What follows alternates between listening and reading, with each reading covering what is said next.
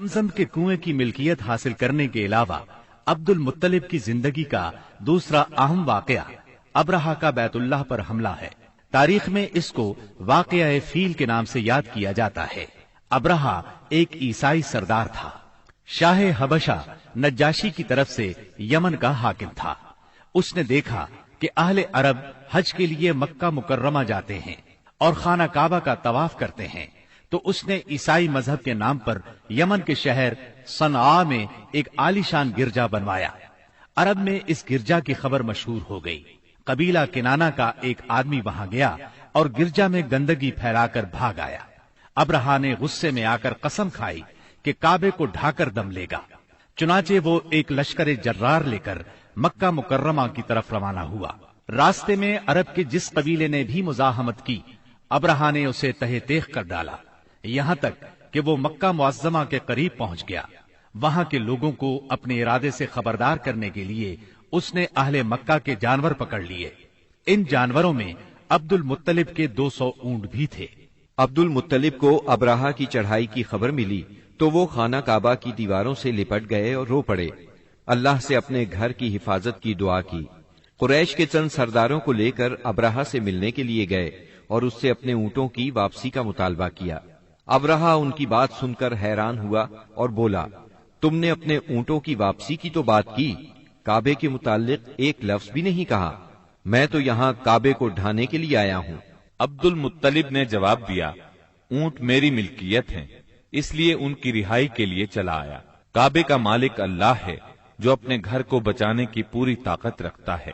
ابرہہ نے ان اونٹوں کی واپسی کا حکم دے دیا۔ یہ اپنے اونٹ لے کر مکہ معظمہ واپس آ گئے۔ 60-70 ہزار کا لشکر تھا اور اس میں 9 یا 13 ہاتھی تھے۔ اس لشکر نے آخر مکے پر چڑھائی کی۔ لشکر مکے کے نزدیک پہنچا تو محمود نامی ہاتھی نے مکے میں داخل ہونے سے انکار کر دیا اور وہیں بیٹھ گیا۔ ایسے میں اچانک باہر قلزم کی طرف سے پرندوں کا ٹڈی دل نظر آیا۔ ان کے پنجوں اور چونچوں میں کنکریاں تھیں۔ جن سپاہیوں پر وہ کنکریاں پڑتی ان کے اعضاء کٹنا شروع ہو جاتے۔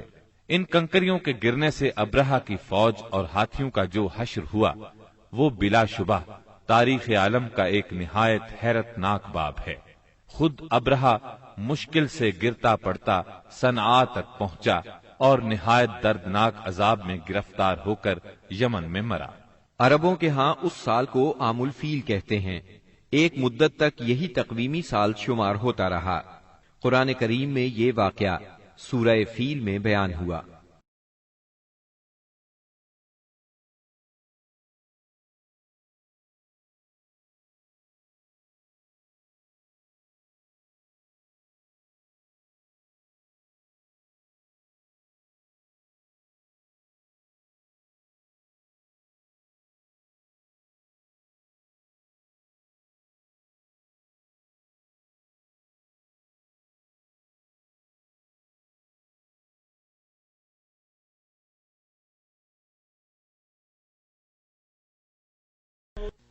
کیا تم نے نہیں دیکھا تمہارے پروردگار نے ہاتھی والوں کے ساتھ کیا سلوک کیا؟ کیا اس نے ان کی تدبیر کو اکارت نہیں کر دیا اور ان پر پرندوں کے جھنڈ بھیج دیے جو ان پر پکی ہوئی مٹی کے پتھر پھینک رہے تھے؟ پھر ان کا یہ حال کر دیا جیسے جانوروں کا کھایا ہوا بھوسا۔